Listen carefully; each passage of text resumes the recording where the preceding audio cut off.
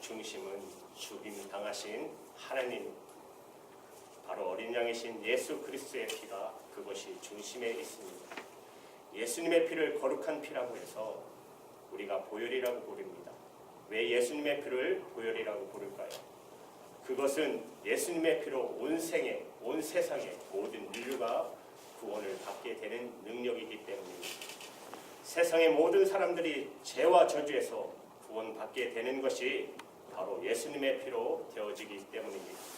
에베소서 1장 7절에 우리가 그리스도 안에서 그 은혜의 풍성함을 따라 그의 피로 말미암아 구속 곧 제사함을 받았으니, 모든 사람들이 제사함을 받게 되는 그 능력이 바로 예수 그리스도의 피에 있기 때문입니다. 그러나 세상 사람들은 그 자체를 잘 믿지 않습니다. 2000년 전에 예수님이 십자가에 죽으신 것 때문에 어떻게 내가 제사함을 받을 수 있느냐? 전혀 믿지 않죠. 교회 안 하나님을 믿는다는 사람들 중에도 아직도 온전히 거듭나지 못한 분들, 그런 분들 중에 특히 지성인들이 이 피라는 개념을 좀 거부감 있게 받아들입니다. 너무 원색적이라는 것이죠. 그래서 아주 수준 높고 고상하지 못하다고 생각해요. 우리가 하나님과 가까워지고 또 하나님과 친밀한 교제를 갖게 되는 것이 우리들 자신이 하나님 앞에 바로 살아가면서 되어지는 것이지, 어떻게 예수님의 피로만 그렇게 되어질 수 있는지 아직도 믿지 못하는 분들이 교회 안에 있습니다. 그러나 여러분, 성경은 분명히 보혈의 능력과 그 축복에 대해서 우리에게 말씀하고 있습니다. 예수님의 보혈로 우리의 죄가 저주에서 노임을 받고 그리고 하나님과 친밀하게 됩니다. 요한 예슬리 목사님이 한 번은 강도를 만나신 적이 있으셨어요. 목사님이 집회를 끝내고 집으로 가시는 길에 강도를 만났는데, 강도가 아무리 목사님을 뒤져봐도 뭐 뺏을 만한 돈도 하나도 없기 때문에 강도가 목사님께 이렇게 말합니다. 제발 돈 좀 가지고 다니십시오. 그러면서 목사님을 보내주셨어요. 웨슬리 목사님이 그 강도에게 이보시오, 내가 당신에게 드릴 것이 있습니다. 강도는 목사님이 뭘 감춰놓은 것이 있는 줄 알고 눈이 동그래져서 그게 뭡니까?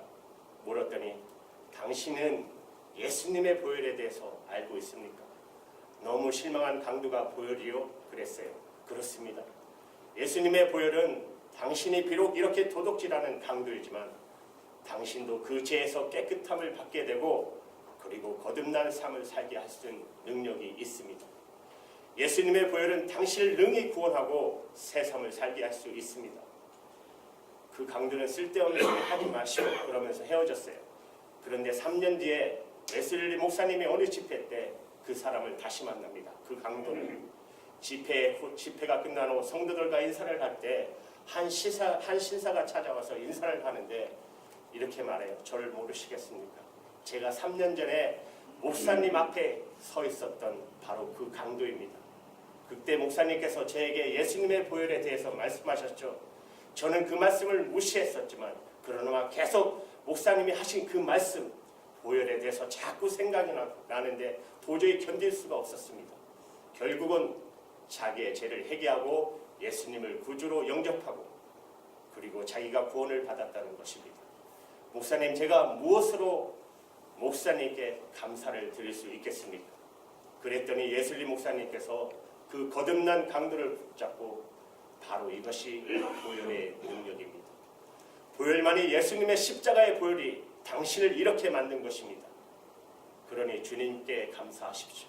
여러분, 보혈은 너무나 놀라운 능력입니다. 그러나 안타깝게도 예수님의 십자가의 보혈을 실제로 누리고 살지 못하는 사람이 너무나 많습니다. 교회 바깥에는 말할 것도 없고 심지어는 교회 안에서도 조차 예수님의 보혈의 능력에 대해서 제대로 알지도 못하고 실제로 누리지는 못하는 사람이 너무나도 많습니다. 여러분 자신이 정말 보혈의 능력 안에 살고 있는지를 한번 스스로 돌아보시기 바랍니다. 예수님의 보혈의 축복을 누리려면 여러분 두 가지가 분명해야 돼요. 하나는 보혈과 관련된 하나님의 계시에 대해서 분명히 알아야 돼요. 예수님의 십자가의 보혈에 대한 하나님의 계시를 알지 못하는 사람은 보혈의 능력과 축복을 누릴 수 없습니다. 두 번째는 그가 알고 있는 보혈의 계시에 대해서 그가 정말 믿어야 합니다. 이 두 가지가 바로 열쇠입니다. 하나님께서는 누구나 다 예수 그리스도의 보혈의 계시를 정확하게 이해하고 그리고 믿을 수 있도록 아주 간단한 사건을 하나를 우리에게 보여주셨어요. 그것이 바로 유월절 어린 양의 사건입니다. 이스라엘 백성들은 하나님의 약속을 받은 백성들입니다. 아브라함에게 하나님이 약속하시기를 하늘의 별과 같이 바다의 모래와 같이 내 큰 민족을 이루고 너희들이 장성할 것이고 또 복의 모든 민족의 근원이 될 것이라고 말씀하셨어요. 이런 엄청난 약속을 받았는데도 그런데 이스라엘 백성들이 하나님의 축복, 놀라운 약속을 받았으면서도요 430년 동안이나 애굽의 종도를 타고 있었습니다. 여러분 노예 생활을 하고 노예 생활이 얼마나 힘든 건가를 여러분 대략 짐작되지 않으십니까? 그들은 사람 대접을 못했습니다. 제대로 먹지도 못하고 그리고 수요도 할 수 없었고 비참하게 살았어요. 그때 하나님께서 하나님의 약속을 기억하시고 이스라엘 백성들을 구원하셨어요. 모세를 통하여 하나님은 이스라엘 백성들에게 내가 너희를 구원할 거라고 말씀하셨습니다. 그리고 온 애굽에 하나님께서 마지막 재앙을 내리시기 전에 이스라엘 백성들에게 말씀하셨어요. 이달 14일에 너희들 집집마다 어린 양을 잡아라. 그리고 그 피를 너희들의 문에 임방에 바르라. 그 집의 문에다가 어린 양의 피를 바르라는 것이죠. 자, 이제 오늘 밤 죽음의 천사를 애굽에 보내서 집집마다 처음 난 것, 사람이든 짐승이든 하나님께서 치시겠다는 것입니다. 그러나 집에 피가 발라져 있는 집은 내가 건너가게 할 것이다. 오늘 말씀하신 대로요. 내가 그 밤에 애굽 땅을 두루다니며 애굽 땅을 칠 때에 그 피가 너희가 거하는지 너희가 사는 집에 있어서 너희를 위하여 표적이 될지라. 내가 피를 볼 때에 너희를 넘어가리니 재앙이 너에게 내려 멸하지 아니하리라. 그렇게 말씀하셨어요. 그리고 정말 그날 밤에 죽음의 천사가 애굽 땅의 모든 집에 들어가서 첫 번째 난 것을 다 칠 때 집의 문에 양피가 발라진 집을 건너갔어요. 애굽왕 바로가 그 밤이 다 지나기 전에 모세를 급히 불러요. 제발 이제 빨리 떠나라. 더 이상 견딜 수가 없었어요. 이스라엘 백성들이 이제는 애굽에서 떠나가도 좋다고 바로가 허락을 했습니다. 이스라엘 백성들이 구원을 받았잖아요. 어린 양의 피로 그들이 죽음의 천사의 무서운 심판에서 보호함을 받았고 그리고 그 민족이 구원을 받았습니다. 그때 놀라운 하나님이 하신 또 놀라운 일이 하나 있었어요. 이스라엘 백성들은 노예였기 때문에 구원은 받았지만 애굽을 떠날 때 아무것도 가져갈 게 없었어요. 그러나 하나님께서 놀랍도록 애굽 사람들의 마음을 감동시킵니다. 그래서 그 이스라엘 백성들 노예였던 사람들입니다. 너무나 그들을 사랑스럽게 느끼게 하셨어요. 그래서 그들이 자기 집에 있는 금은 모든 좋은 옷들 전부 이스라엘 백성들에게 다 내주옵니다. 그래서 이스라엘 백성들이 애굽을 떠날 때 애굽에 있는 모든 금은과 좋은 보화들을 가지고 떠나게 되었습니다.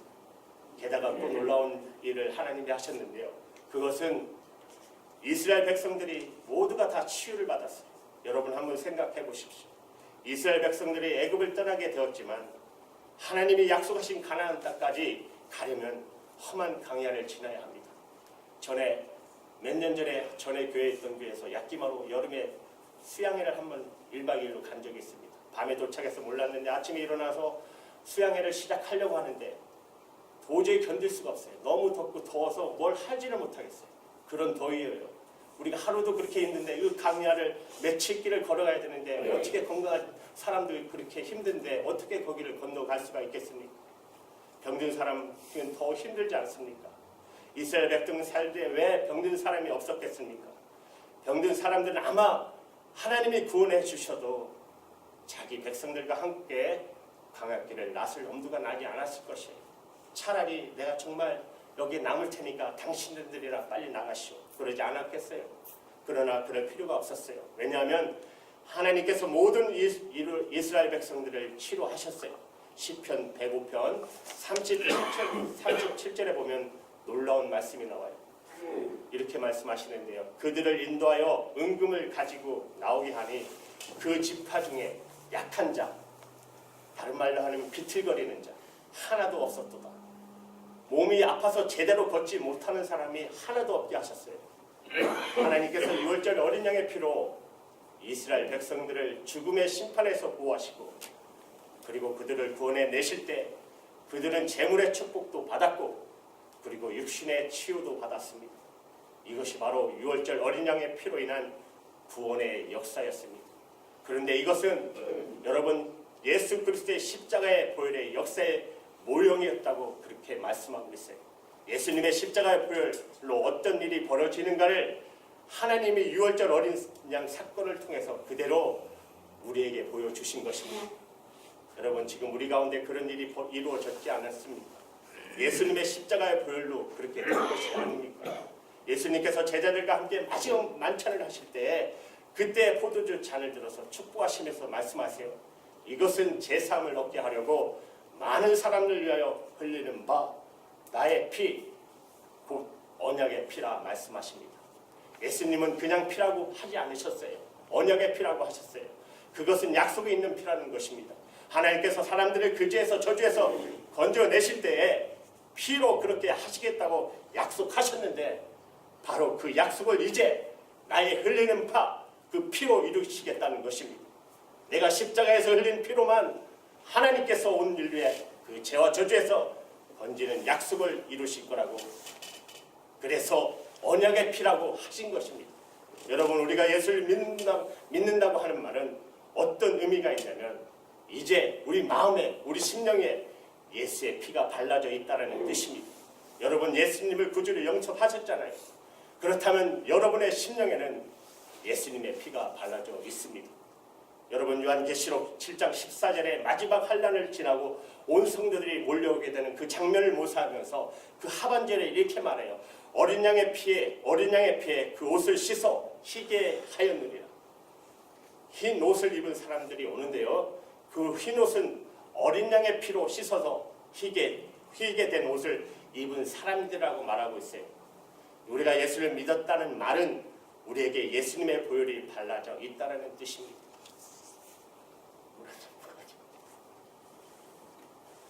정사모님이 제발 물 좀 먹고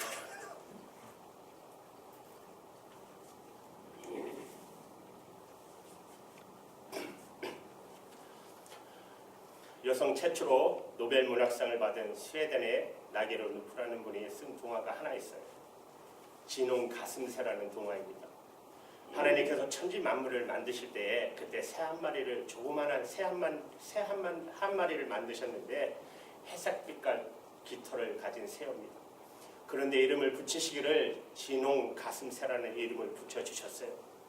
그래서 이 새가 하나님께 와서 묻습니다. 하나님, 저는 아무리 봐도 잿빛털인데 회색빛인데 왜 진홍 가슴새라는 이름을 붙였나요? 그때 하나님께서 그 새에게 너가 지금은 모르지만 너가 참 사랑을 배우게 될 때 그때 그 이름에 합당한 깃털을 가지게 될 거야. 알 듯 모를 듯 한 말씀을 하셨어요. 그리고 오랜 세월이 지납니다. 어느 날 진홍 가슴새가 둥지에 나와서 보니까 언덕에 십자가가 하나 섰어요. 어떤 사람이 십자가에 매달렸는데 너무 그 사람이 불쌍한 마음이 들었어요. 그래서 둥지에서 그 십자가까지 단숨에 날아갑니다. 어떤 사람이 십자가에 달려서 고통을 당하고 있는데 머리에는 가시관을 쓴 거예요. 그래서 거기에 피가 머리에서 계속 피가 흐르는 거예요. 그래서 진홍 가슴새가 그 사람의 머리에 있는 이 가시관의 가시를 좀 뽑아주고 싶어서 그 사람에게 가서 자기의 조그만 부리로 그 가시를 하나씩 뽑습니다. 가시를 뽑을 때마다 피가 솟구칩니다. 그러느라고 새에게 온통 그 사람의 피로 범벅이가 됩니다. 그러나 결국은 포기하고 맙니다. 왜? 그 사람이 결국은 죽어버리게 되었습니까? 너무 슬픈 마음을 가지고 둥지로 다시 돌아와요. 그런데 그 사람의 피로 얼룩진 털이 아무리 씻어도 씻어지지가 않아요. 더 놀라운 것은 새끼를 낳았는데 새끼마다 전부 다 그 목덜미의 가슴에 진홍빛 털을 가지고 태어났네요. 그래서 진홍 가슴새라고 하는 이름에 맞는 털을 가지게 됐다. 그런 내용의 동화입니다. 그런데 여러분, 이 동화는 아주 영감 있는 이야기입니다. 예수님을 정말 사랑하는 사람들, 예수님을 정말로 사랑하는 사람, 여러분 그렇습니까? 여러분 예수님을 사랑하십니까? 예수님을 믿고 예수님을 사랑하는 사람, 예수님을 사랑하는 사람들은 그 마음에 예수님의 피의 흔적을 다 가지고 있다는 것입니다. 예수님의 피로 발라져 있는 사람이라는 것입니다. 찬송가 우리 186장 내주의 보혈은 그 찬송가 5절에 보시면 이렇게 찬송하잖아요. 그 피가 내 마음속에 큰 증거가 됩니다. 성령의 영감으로 이 가사가 지어졌어요. 모든 성도는 그 마음의 피의 증거를 가지고 있는 것입니다. 여러분, 우리들의 이야기잖아요. 우리가 예수님을 믿고 예수님을 나의 주님으로 영접했다면 우리 마음에 피의 흔적을 가지고 있는 것입니다. 주님의 보혈의 능력이 내게 임한 것이죠. 이 예수님의 보혈의 능력과 축복은 모든 사람에게 해당됩니다. 예외는 없어요. 유월절 어린 양의 사건을 잘못 읽으시면 하나님이 이스라엘 백성은 구원하시고 애굽 사람은 저주하고 심판하시는 거로 읽어지지만 실제로 그렇지 않아요. 하나님은 분명히 말씀하시기를 어린 양의 피를 문에다가 바르라고 하셨지, 하나님의 천사들이 눈이 어두워서 이 사람이 이스라엘 사람인지 애굽 사람인지 그거 구별이 안 되기 때문에 천사들이 밤에 오니까 그래서 집에다가 피를 발라서 표시해라, 천사들이 구분이 잘 될 것 같소. 그렇게 하신 거겠습니까? 그럴 리가 없잖아요. 하나님의 뜻은, 하나님은 피를 보신다는 것입니다. 그에게 피가 발라져 있는지 그걸 보실 거라는 것입니다. 그 사람이 이스라엘 사람인지 애굽 사람인지 문제가 아니고 나는 피를 볼 것이다. 오늘 13절 말씀에 내가 피를 볼 때에 너희를 넘어가리니 하셨어요. 이스라엘 사람이라도 그 집에 피를 바르지 않았다면 그는 죽음의 천사의 심판을 견딜 수 없었을 것이고, 애굽 사람이라도 그 집에 어린 양의 피를 발랐다면 그러면 심판의 천사는 건너가게 될 것이라는 것입니다. 하나님이 지금 우리를 보실 때 하나님이 보시는 것은 피라는 사실을 여러분 분명히 기억하시기 바랍니다. 여러분 마음에 예수님의 보혈로 인하여 여러분은 구원받았고 하나님의 보호하심을 받고 하나님과 친밀하게 되었고, 그리고 여러분에게 허락하신 복을 받고 치유를 받게 됩니다. 성경에서 가장 영광스럽고 강력한 말씀은 요한복음 1장 29절의 말씀인데요. 세례요한이 예수님이 세례요한에게 나오는 것을 보시면 이렇게 말해요. 보라, 세상 죄를 지고 가는 하나님의 어린 양이로다. 이렇게 말합니다. 예수님은 세상의 죄를 지고 가는 하나님의 어린 양입니다. 그러니까 이 말은 하나님께 나와서 주님, 나를 구원해 주십시오 라고 누구든지 말할 수 있다는 것입니다. 예수님이 짊어진 죄짐은 세상의 모든 죄를 짊어지신 것입니다. 그래서 누구나 다 예수님에게 나와서 나를 구원해달라고 요청하면, 누구든지 그렇게 요청만 하기만 하면 그는 주님의 보혈로 그 죄를 노임받고 저주에서 건짐을 받게 된다는 하나님의 말씀이에요. 이것이 보혈에 대한 하나님의 계시입니다. 예수님의 십자가의 보혈로 우리를 구원하시겠다고 하는 하나님의 계시입니다. 그런데 또 하나가 필요해요. 보혈의 능력을 우리가 정말 누리고 살기 위해서는 이 십자가의 보혈에 담긴 하나님의 계시의 말씀을 알아야 할 뿐 아니라 믿어야 합니다. 많은 크리스찬들이 십자가의 복음에 대해서는 그동안 너무나 많이 듣고 그래서 어느 정도 다 알고 계세요. 그러나 십자가의 보혈로 인하여 그가 정말 덮임을 받고 그 보혈의 능력으로 살지 못하는 크리스찬들이 너무나 많은 까닭은 무엇입니까? 알기만 하지 보혈의 능력을 정말 믿고 자기 자신에게 적용하지 않기 때문에 그래요. 왜 예수 믿는 성도들이 예수님이 십자가에 피 흘려주시며 우리를 죄와 저주에서 건지셨는데 왜 그런 구원의 감격과 능력으로 살지 못하나? 원인은 하나입니다. 보혈의 계시를 정확하게 알지 못하거나 또 믿지 않거나인 것입니다. 예수님께서 진리를 알지니 진리가 너희를 자유케 하라 말씀하셨어요. 여러분, 정말 예수님의 십자가의 복음의 진리는 우리를 자유하게 하는 진리예요. 놀라운 능력이에요. 우리가 정말 믿고 나에게 적용하면 됩니다. 그러면 믿고 적용한다는 뜻이 무엇일까요? 여러분 하나의 예를 들을게요. 종교개혁자인 마틴 루터에게 이런 일화가 있었어요. 마틴 루터가 한 번은 중병을 앓았을 때 마귀가 루터에게 나타납니다. 그리고 루터를 조롱하기 시작해 승리의 미소를 띄우면서 그리고 하나의 두루마기를 쫙 펼치면서 보여줘요. 그 속에 마틴 루터가 그동안 지었던 정말 제 하나하나가 빼곡히 기록되어 있었어요. 루터는 자기의 죄가 기록된 두루마기를 보고 너무나 좌절하고 낙심해요. 그래서 너무 두려웠어요. 그런데 그때 마틴 루터가 깨달은 십자가의 복음이 생각이 났어요. 그리고 마귀에게 큰 소리로 외칩니다. 그렇다. 이 모든 것이 다 사실이다. 이 두루마기에 기록된 모든 죄 내가 다 지었다. 그렇지만 너는 한 가지를 모르고 있어. 바로 예수 그리스도의 보혈. 그 보혈로 이 모든 죄가 다 깨끗이 지워졌어. 그럴 때 마귀가 그 두루마기와 함께 사라졌습니다. 여러분 십자가의 보혈의 능력을 알았다면 그것을 여러분 자신에게 적용할 수 있어야 합니다. 믿음으로 나에게 그대로 임했다고 적용할 수 있어야 합니다. 또 하나 맥셀 화이트 목사님이 쓰신 보혈의 능력이라는 책에 그분의 목사님의 일화가 기록되어 있는데요. 목사님이 영국 런던에서 세계 2차 대전 때 일입니다. 영국 런던에 그 목사님이 살으셨는데 그때 독일에 극심한 공습이 있었어요. 독일 폭격들이 매일같이 영국을 공습했습니다. 특히 밤이 무서웠다고 그럽니다.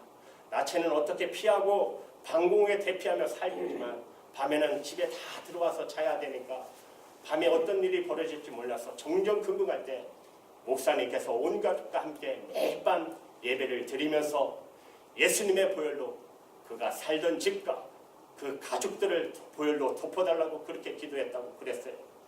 예수님의 보혈로 우리를 덮어 주시옵소서. 우리 모든 식구를 위해 주님 이 시간 주님의 보혈로 덮어 주시옵소서. 그는 이렇게 쓰고 있어요. 우리 언제 우리에게 폭탄이 떨어질지는 모르는 위험 속에 살면서도 우리는 아이들과 함께 매일 밤 한 번도 깨지 않고 편안히 누워 잘 수 있었다. 그때 우리를 보호해 주셨던 예수님의 보혈의 능력이 너무 생생해서 마치 우리가 어떤 종류의 폭탄에도 끄떡없는 튼튼한 방공호 속에서 잠을 자는 것 같았다. 오늘날 우리 집 중심으로 반경 1.2km 이내에 15개의 폭탄이 떨어졌을 때 우리 집의 건물 일부에 사소한 피해를 입었을 뿐 가족 모두가 무사했다. 여러분 예수님의 보혈이 우리 안에 있습니다. 여러분들이 계속해서 그 보혈로 여러분이 덮임을 받도록 믿음으로 나가셔야 합니다. 주님께 그렇게 구하고 선포하셔야 합니다. 여러분 보혈의 능력으로 덮어 주십시오라고 날마다 선포하십시오. 저뿐만 아니라 우리 가족들에게 그리고 내 기업 위에 그리고 나의 사명의 길에 주님의 보혈의 능력으로 덮어달라고 선포하십시오. 여러분 이제 말씀을 마치려 합니다. 사랑하는 여러분 주님의 보혈의 능력을 마음껏 선포하시며 사십시오.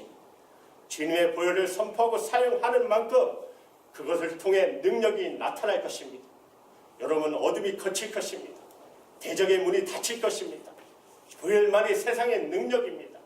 보혈만이 이 땅을 변화시킬 수 있습니다. 보혈의 능력이 저와 여러분을 구원하기에 가장 중요한 것. 사랑하는 여러분 보혈의 능력이 저와 여러분을 구원에게 이르게 하는 하나님의 능력입니다.